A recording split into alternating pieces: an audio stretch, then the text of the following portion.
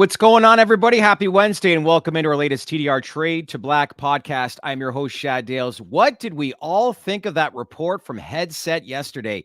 9 out of 10 people that took part in the comment period believe that cannabis should be rescheduled. Not 6 out of 10, not 7 out of 10, but over 90%. Captain Obvious obviously stepped into the arena, and that is great for this industry and a lot of compelling information as we want to dive into that with our guest here today. So let's welcome in TDR co-host Anthony Varrell. And before I bring in our guest, that was a very, very telling report from Headset yesterday. Yeah, it was great to see. I mean, it's great that we got the extrapolation of some insights into the data quite quickly and just get everything segmented and be able to chew through it. Because I mean, probably left a lot more questions than answers before the fact. So now that we have some sort of concrete baseline, at least to go off of, is fantastic. Yeah. So let's dive into those numbers and let's welcome in our guest here today. And welcome in. She is actually the managing partner of Poseidon Investment Management and a friend of the podcast. And Poseidon actually helped put together some of this data as well. And you're an investor in Headset. Emily Paxia, good to see you. How are things? Great. Thanks for having us on. Happy to talk. What a report. I think first on behalf of Anthony and I here at TDR, and I think everybody from the industry, a big thank you for working in conjunction with Headset and providing, I guess, a thorough report in a very timely fashion. I got to ask, how are you able to go through 42,000 comments in such a short period of time? Yeah, so I have all the credit to give to Cy Scott and Scott Vickers, the founders of Headset. They were actually the founders of Leafly too, which I don't think a lot of people know. So that takes them back to 2011, gotcha, starting a cannabis tech company, which is pretty incredible. The deal with those guys is that they've been leveraging large language models and AI for quite some time now before the buzzwords and this enthusiasm around the technology has developed. And so they very brilliantly decided to use this to synthesize and review all of the comments as they were coming. And so they reached out to Morgan and I on Monday night as the comment period was coming to an end with some preliminary data saying, look at what we're seeing already on this. And it's looking really good, which I was actually really kind of concerned because I thought Sam was going to come in with a big last minute push. So yeah. So, and we'll get into that in a minute, but yeah, there are some trends that I think was outlined in that story that, again, very misleading. It's kind of like Ron DeSantis saying Colorado people don't like cannabis. But anyways, we'll get into that later, right, Anthony? Yeah, right. So then we just started diving in and, Morgan was the first one when we were dialoguing with the guys about it. He said, this seems like an extraordinary amount of comments because at that time, I think there were about 39,000 and then 3,000 came in the final push on the comments. And so then popped up over 42,000, which we were like, ooh, 420 in the front of the numbers. Yeah. This seems to happen. But Morgan was like, so we started using the large language model to understand and dig through averages on comments. And it's really over 10x on an average comment period for a DEA issue. So this really got a lot of support and interest. And it was fun to kind of see the trends, to your point, some of the spiking, some of the trends, some of the things that were happening across the comment period and what people were bringing up as issues. Well, what I liked is the fact it wasn't like a 50 or 60 page document. It was just nice, precise. They put everything in front of you. Some of the stats, and I'll highlight some of them looking at this, is 92.45% of comments were in favor of changing cannabis scheduling, and only 7.55% were against it, Anthony. But that's a number I think that grabbed both of our attention, and needless to say, why wouldn't it, right? Yeah, I mean, it's not surprising. I wasn't very surprised to see the overall emphasis on descheduling, as that's, I think, if you're in this industry, you're an advocate, you're an investor, I mean, that is the ultimate goal. And I mean, that arena was submitting comments on how rescheduling is that first step in a practical reform to cannabis with the overall goal of descheduling. I'm actually glad to see that was an emphasis put on a lot of people's comments. Just out of curiosity, as far as combing through the comments, were they able to see or tell if comments were actually drafted by AI or ChatGPT within the process of combing through everything? Good question. That's a good question. And I'm That's a not great sure we were question. able to ascertain that. We were able to see Okay. more if it was submitted by like organizations or people or things like that. And it was really, yeah. And also just the thematic reasoning for the different things. But Okay. I agree with you. I mean, the descheduling nuance, I was actually really impressed about how unified that theme was in terms of the request, because it's like, it just shows that, I mean, this is a step. We all acknowledge it's a step. It's not the perfect step, but it's a Yeah. step. Yeah. And I think it really does. It reminds me of back to the time in the beginning of my time here in cannabis, when we would say at Marijuana Policy Project, we just want it to be regulated like alcohol. And it Right. feels scheduling is that kind of acknowledgement around how it could be handled. So Yeah. it's really important. It was good. Then another thing that I've seen with like politicians and people coming out or even talking about rescheduling, there's a lot of myths that it's actually going to increase accessibility. No. Schedule 3 doesn't increase any accessibility whatsoever, as we all know. I Yeah. think it's more, there needs to be an education. It'd actually be good to be able to extrapolate the data from the comments and see the shortcomings or the misconceptions that were actually frequently shown throughout, and then be able to develop an educational campaign put against that as some sort of public policy campaign to just fill in the gaps and the misconceptions as to what's going on, because I feel like there's a lot of that, even within the industry to an extent. Yeah, and I think that's the beauty of understanding that we can leverage this technology, because you're absolutely right. Like, this was the first way to look at this data, but we can absolutely do some deep dives on things we can be more savvy about in terms of some of those themes that you're addressing there. So that's a good I point. think what's pretty clear, we actually had somebody on last week, Mark Bronstein, or is it Mike Bronstein? Michael Bronstein. Oh, Mike Michael Bronstein. attached. Yeah. Phenomenal. But he basically said, and when he brings people to Washington, ask some pretty common sense questions, like, and don't be afraid to answer it wrong if you know, like, say what 280 is. And a lot of people don't really understand it. But I think the reality of, like, basically what he had said is, like, it's not Congress's responsibility to understand what's going on in this industry. It's our responsibility to, like, educate them and to bring awareness towards it.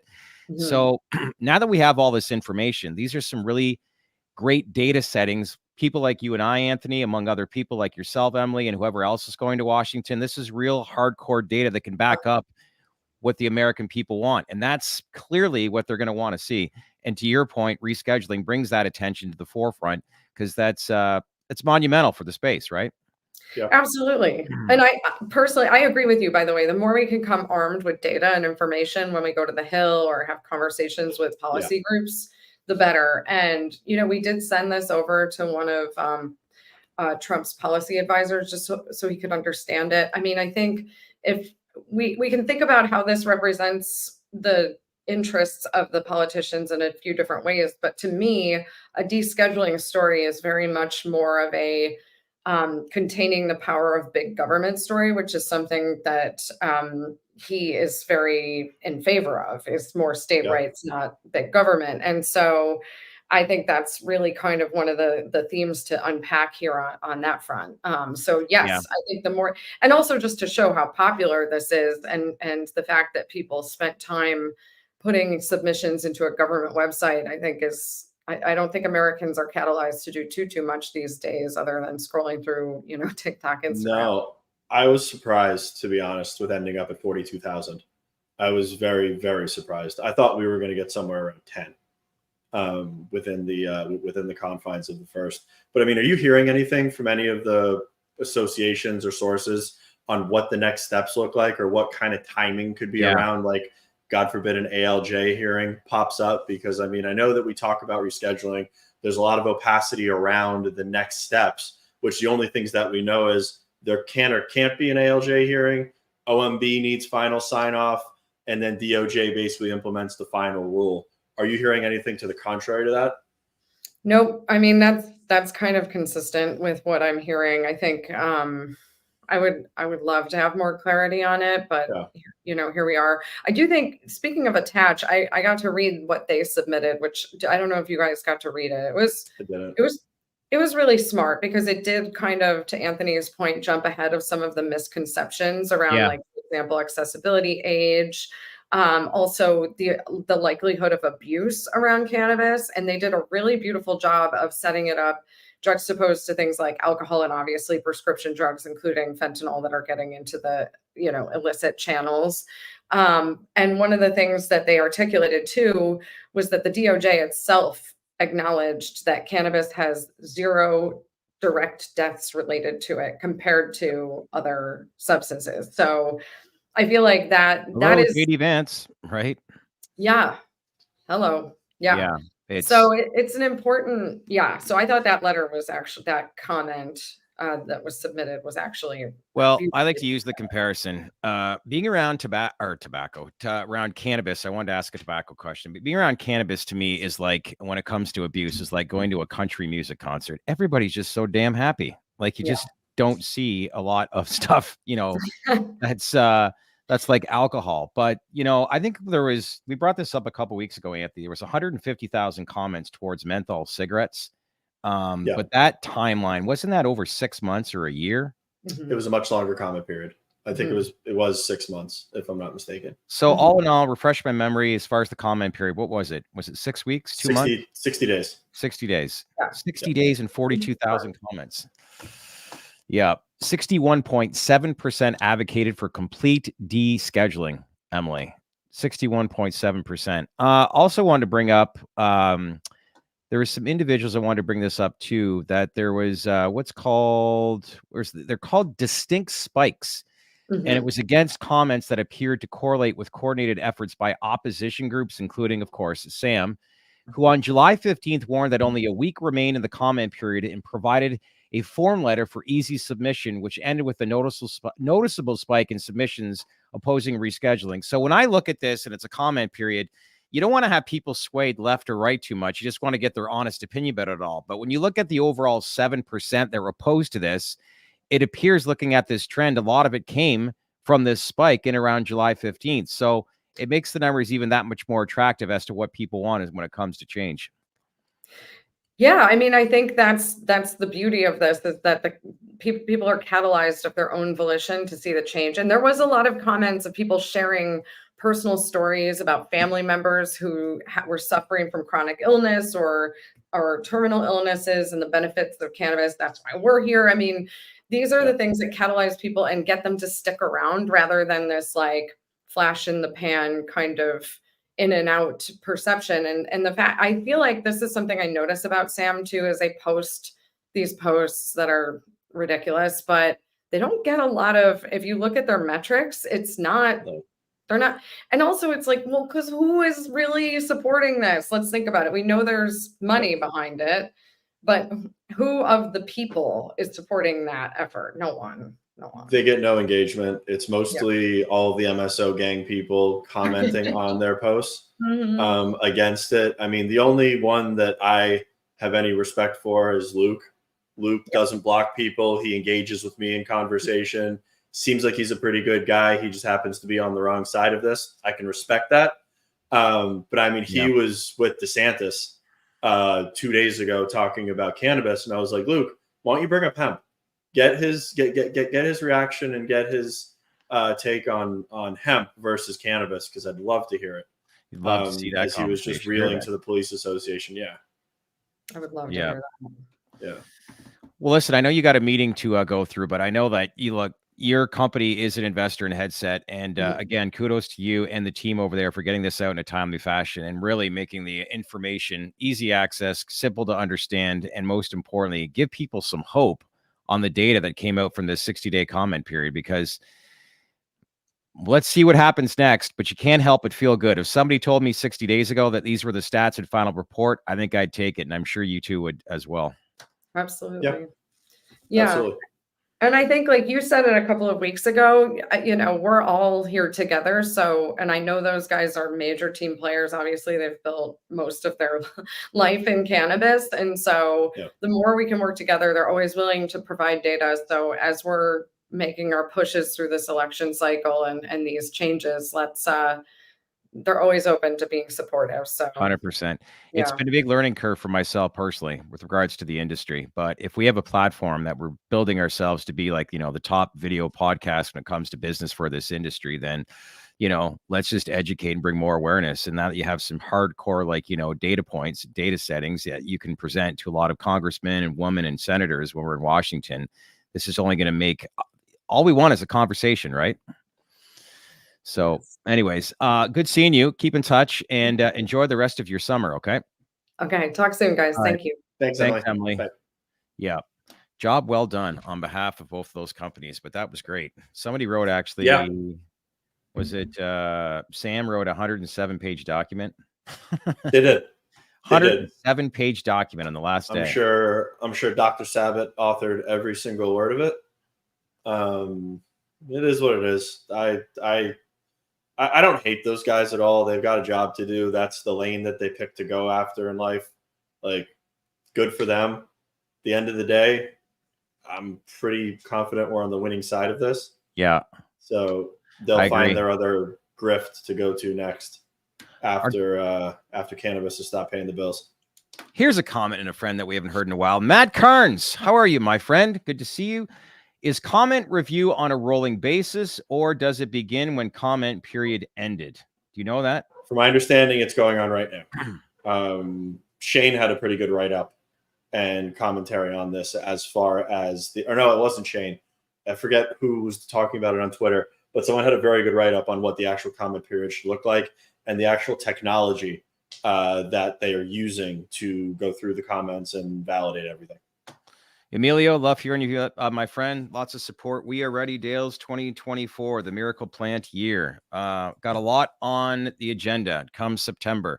There's a 5 to 6 week recess. My understanding that correctly is that timeline what Don said yesterday in his video. But once that's up, we will be in Washington come September. So lots going on. Also, if you guys can, make sure to smash that like button, share this video with your network. We need to push this forward and continue to expand this audience. Important to share too that this week we're actually launching coverage of air wellness. Bill McNarland, the latest research report. If you want to get access to that, make sure to subscribe to our Baked In newsletter. All right, let's now shift to Into the Wire. And let's begin with some news. Not a lot of news involving companies right now as they're in a blackout period and not too many press releases. I know it's like pulling teeth to find information right now outside of the political play, Anthony. But Organigram, they announced today that has completed an early partial funding of its final third tranche investment into Phylos Bioscience, which is a U.S. cannabis genetics company and provides production of ready seeds. So, how much do you know? What are the details, I guess, of this announcement? And is there some stuff that maybe you could highlight as to why this partnership is expanding?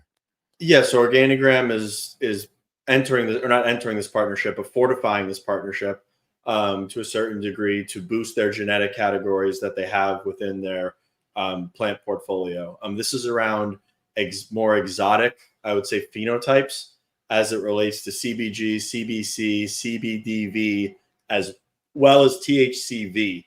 Now, THCV is interesting, and it's the reason why it kind of caught my eye, as THCV has been, it's anecdotal. It's not truly a medical claim, but THCV has been known to suppress appetite, create energy, be much more uplifting, and create a compounding sativa effect within the consumption of the plant. Interesting that Organigram is going down this and they kind of want to own that space. They have a couple of products in Canada called Shredums, which some of the strains are called Get Shit Done as well as Joyride. Get Shit Done is a 1 to 3 THC, THCV strain. I think this is I don't want to say foreshadowing, but I think it's them looking forward into the future as to where the puck is going, not where the puck is right now. I mean, I think there's a lot of merit, especially around research that needs to be done around these compounds such as CBG, CBN, THCV. These things are going to matter moving forward. This is definitely one of the more interesting and cutting edge parts of the cannabis industry. And what's really interesting is they have this strategic investment. They're one of the only ones that I know that are heavily looking into something like this. And they have a very strong relationship with a traditional tobacco company that is fully ingrained in the business. Huge. So I can only see THCV maybe finds its way, and this is just pure speculation and me spitballing, But maybe THCV finds its way into something like a Zyn product moving forward into the future, or in more form factors than what you're seeing. But this is only the beginning of what I think that they're doing as it relates to exotic cannabinoids. Well, we'll call them. Suppress appetite, rate that in that, like in this day and age, that would fly off the shelves. And I know THCV, a lot of this stuff that pertains to that. The margins are a little bit more healthier than just THC alone. But yeah, you're really starting to see, from a pure economic standpoint, more and more companies like Curaleaf as well, including Groon, Wana. They've launched a rare cannabinoid product line. Wana's been winning with those formulations for a long time. I mean, Wana was one of the first companies to do like a 2-to-1 THC to CBG, CBN with their sleep, calm. I'm only saying that because I've actually used those products and I'm very familiar with those products. From my understanding as well, Groon do those formulations as well as Wild. But Wana from my understanding, Wana were the first. Also, Irish Avenger. I don't know if that's a joke, but I'm saying Zyn like the tobacco pouches, not wine varietal. Zinfandel. Oh my God, that's funny. Some of the conversations I've had too with a few people that actually focus on that side of the business within the industry believe that in 10 years from now, every single medicine cabinet across the America will have some sort of form of like a rare cannabinoid within their medicine cabinets. And it gives you an idea as to this is going to have to be a priority, I think, for a lot of companies, because it's only going to expand. When you look at other elements, like we've brought up beverage and other things like that, as to when this industry becomes more and more accepted in society and mainstream. I mean, it might even be deeper than that. I don't know if it would need to be the exotics. It might be traditional THC. I mean, traditional THC is known to be an analgesic. Acetaminophen is liver toxic. It's really not that good for you to take. And I think that more and more research is going to go into cannabis. And if cannabis is found from a research and a medical perspective to be an analgesic, potentially replaces something like an acetaminophen if the efficacy is there and it's proven. Because from my understanding, ingesting THC is not toxic to your liver or your digestive tract. At least from what we know now.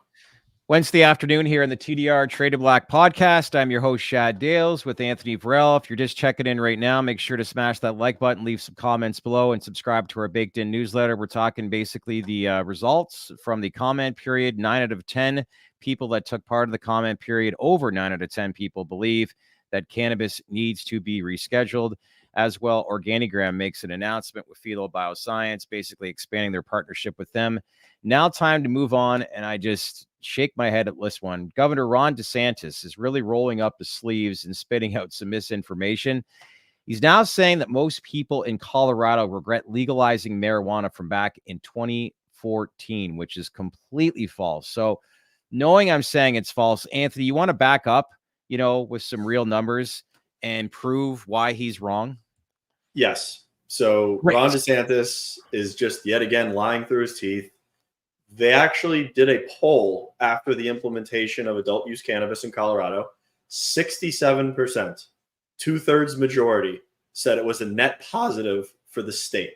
Positive. 67%, after he's saying a majority regret it. Like, I respect Ron DeSantis. I think Ron DeSantis is a leader and he's a good politician. Okay. And he's a good governor of the state of Florida, with the caveat that he just doesn't understand a couple of things. That being things that are on the ballot come November, with 2 and with 3. Outside of that, I cannot understand for the life of me how he has, and I really don't know how to say this. You actually tweeted this out last week, a receipt from how many years ago? The man, Ron DeSantis, celebrated the passing of smokable flower publicly. The tweets are on my Twitter feed. He publicly celebrated the passing of smokable flower within the medical program of the state of Florida, because that was a win for him to claim. He brought that online, Ron DeSantis. So let me ask you this. If Floridians pass adult use on November 5th, what happens to the hemp industry? Does it go anywhere? If 3 passes, Yeah. I don't think, because the hemp industry has curried favor with Ron, I don't think that there's going to be some sort of existential threat to the hemp industry if adult use passes, Yeah. because we haven't really seen an increase. I mean, I don't think it eats into it. I think the hemp industry still stays alive. I don't think anything really happens for the hemp industry until the farm bill is completely Yeah. assessed, What and Berlin, or something like the Miller Amendment passes. it's a $60 billion industry right now, according to Eric Berlin, who was on a couple weeks ago. I don't know how big the market is in Florida specifically, but clearly the reason why there's urgency and why he's having a change of mind or looking at things differently is because he's being lobbied by this industry. So you wonder how much of a market share this is actually going to take, especially when you factor in a lot of companies in Florida that have a beverage strategy in place with all these hemp-derived products. But I have to ask, like, you live in Florida. What are you seeing and hearing, or I guess over these last couple of weeks, on how I think Floridians perceive DeSantis when it comes to the topic of cannabis? Is there much dialogue you're seeing or hearing? So I don't know if I should say this, but they're probably not going to watch this, so I'm going to say it.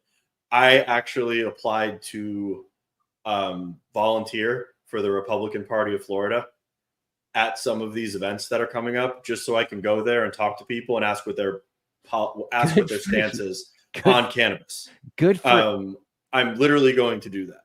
Okay. So it was purely out of curiosity. All right. Because if I had Make sure to take this when you go, okay? Yeah.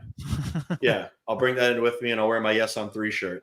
But I don't believe, and the polling numbers even show it, I don't believe that the majority of Republicans and the majority of the GOP members share the same sentiment as Governor DeSantis when it comes to cannabis. I just don't. Yeah. I agree. You would. It's just not. It's not true. And I can't, for the life of me, understand why somebody like the New York Times, the Washington Post, one of these big media outlets, has not caught wind of, well, MJ Biz Daily actually came out with an article 2 days ago that was pretty good, about hemp, cannabis, and this current state of Florida. Right. But you cannot be in favor of hemp and be anti-adult use cannabis.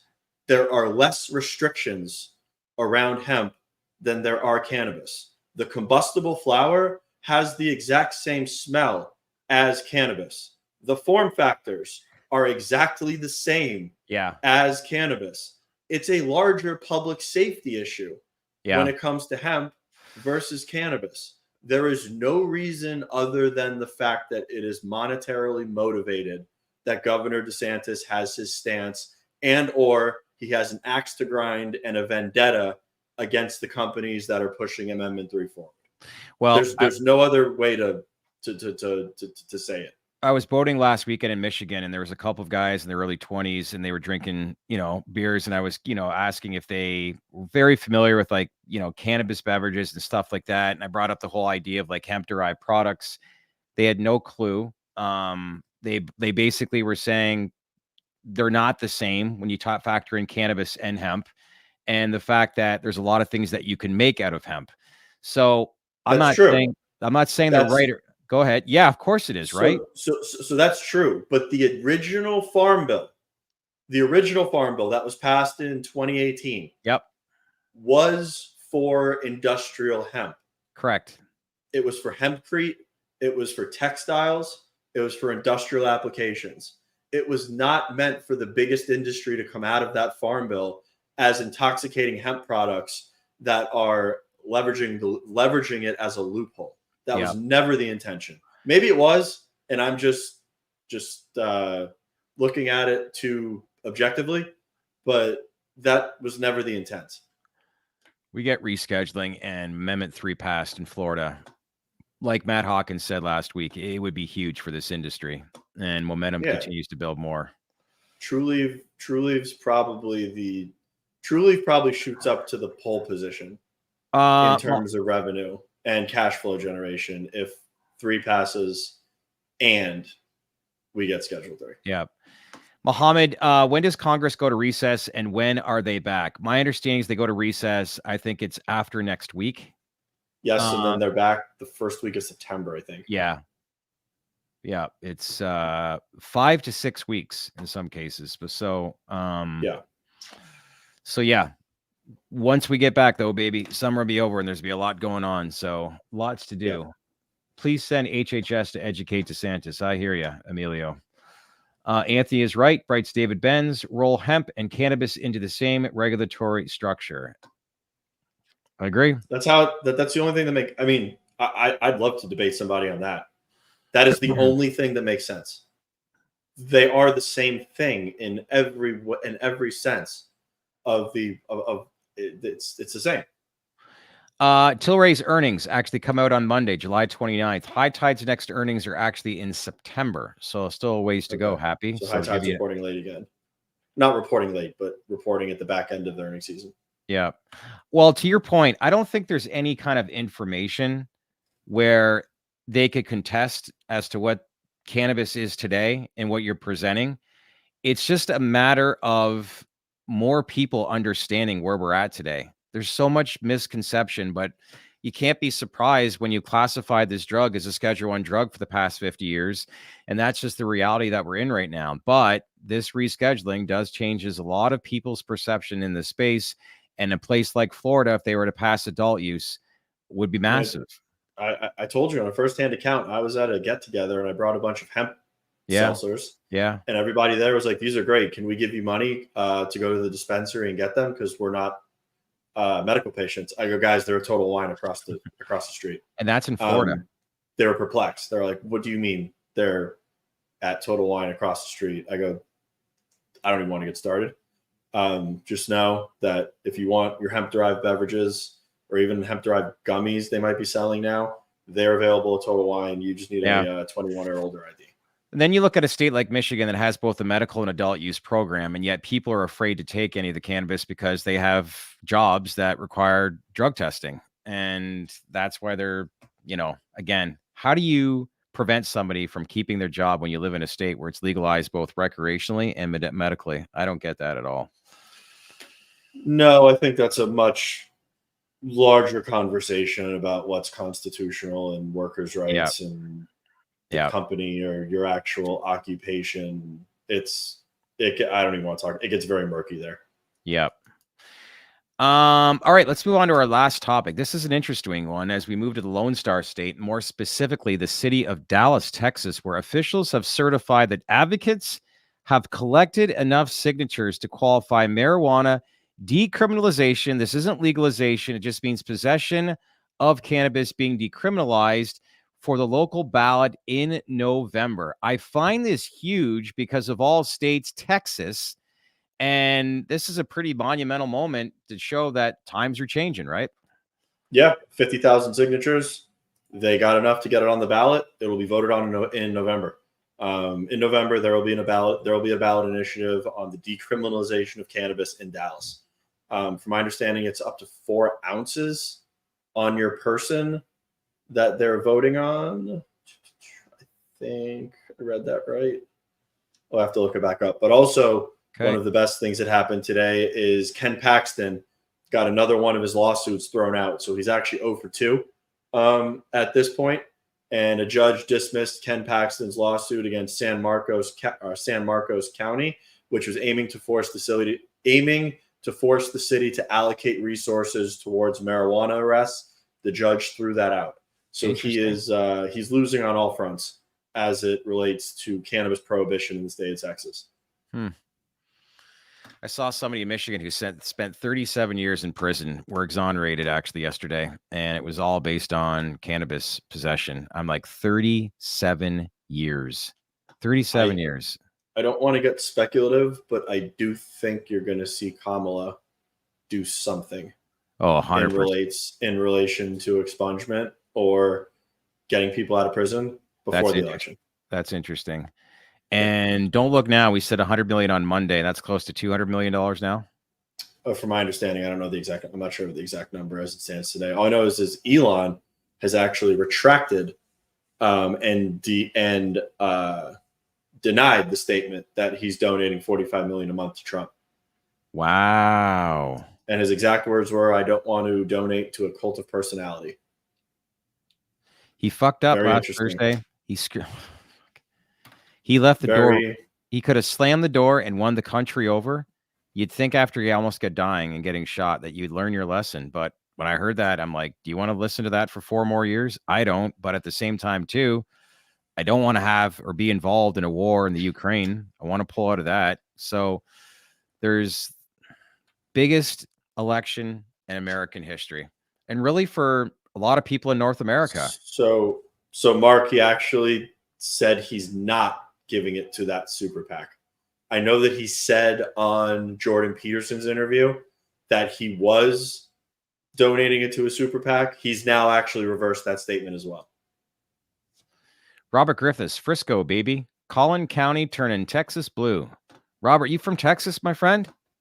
You Cowboys fan? They going to sign CD Lamb? Who knows? Somebody actually wrote as well regarding our coverage with Air Wellness. Yes, I know, Christopher. I accidentally dropped an F-bomb there. I'm trying to find where the comment was, but to give you an idea, if you want to know as to if we can highlight or outline some of the stuff that we'll be covering with regards to Air, best way to find out, here it is, Pete V. Can you explain what the Air coverage you are starting will look like? Only one way to find out. Subscribe to the Baked In newsletter, and we'll give you the details. But it's very simplistic for the everyday investor to understand. And again, put together by our lead analyst, Bill McNarland. So all is well. All right. Guap is still on his 2-week vacation, so he will not be with us on Friday. Dan, the chart man from the Chart Guys, will be back. So lots to talk about and get caught up on, knowing the price movement that we've had. Guap did win the comments. I was going to bring that up. Was it 42,000? It's also rumored it was 42,000, but it's also rumored that Guap is actually not on vacation now. He's in a troll farm, and he was the spike in the comments on the last evening of submissions. So I think that it was actually artificial, and I'm going to deny the results of the comment period. So Guap, I'm not going to admit that Guap won. Okay, so I didn't know if it was 42,000 or 42,420. Either way, I think it was 42,800. So he might have, he definitely won, but I'm not going to admit that he won, and I'm going to contest the results. What is the end result in the Price is Right Showcase Showdown? If you bet within, say, is it $500 or $100, you win both Showcase Showdowns? It's within $100, you win both Showcase Showdowns. I just want to spin the wheel one time. It'd be nice. God bless Bob Barker in the movie Happy Gilmore. I think you've had enough. Every kid in America probably watched The Price is Right at some point when they were staying home sick from school. 100%. Hey, elementary school. I like Drew Carey, but he's no Bob Barker. No, Bob Barker was the best. Christopher Brady just wrote 43,552 with the total comments. Final score. There you go. No matter what Guap won. I love that. The price is wrong, bitch. Yeah, that was great. It's a great. Did I hear too that there's a second Happy Gilmore movie coming out? I heard that. Oh yes, yeah. So apparently Tiger Woods is going to be in it. Oh really? Yeah, Tiger Woods is going to be in it, and Paige Spiranak is going to play the chick from the first one, which would be interesting. Yeah. Shooter, is he back? Gotta have Shooter back. Shooter's the best. Oh man, I had some boys that were down in your neck of the woods, Southern Florida, years ago, and they met up with him at a bar, and he actually went into character, and they said it was the greatest night of their life. That guy'd be a riot. Yeah. All right, my friend. I'm looking forward to Gladiator 2. Oh, is there Gladiator 2? It's got Pedro Pascal and Denzel Washington in it. Man, it's gonna be good. How old's Denzel now? He's got to be in his mid-70s. He doesn't look old. I can tell you that because I watched the preview last night. That man does not look like he's a day over 50. I know. Hey, Siri, how old is Denzel Washington? I'll say 72. 69. Man on Fire. That was a great movie. Insane movie. Yeah, that Training Day Oscar, that was incredible. American Gangster. Yeah. he won the Oscar the same year that Russell Crowe was nominated for A Beautiful Mind. And as much as Washington was great in that movie, I think that was Russell Crowe's appearance in Beautiful Mind was probably one of the best, I should say, performances that I've ever seen in a movie. It was great, but I think Denzel deserved the award. Yeah. All right, my friend. Good to see you. Enjoy the rest of your afternoon. A quick reminder, please smash that like button. What was that? I missed. Guap is a sand plant. Skip Squellman, my friend. It actually might be true. Anthony, do you hold some MSOX? Not right now. No. All right. Don't forget to smash that like button and leave some comments below. Any guests that you guys want us to have on in the next couple of days, weeks, let us know. Leave some comments below. As usual, like I said, smash that like button and subscribe to our Baked In newsletter as we initiate coverage on air wellness this week. Enjoy the rest of your afternoon, and we'll see you back here Friday morning at 11. See you guys.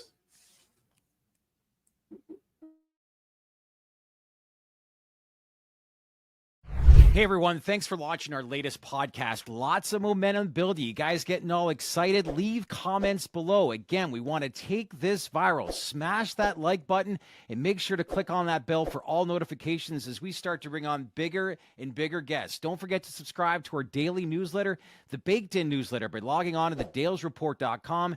And we want to take this viral, as I said, and make this community grow. So make sure to subscribe on that channel because we wouldn't be here without you. Thanks again, everyone, for watching.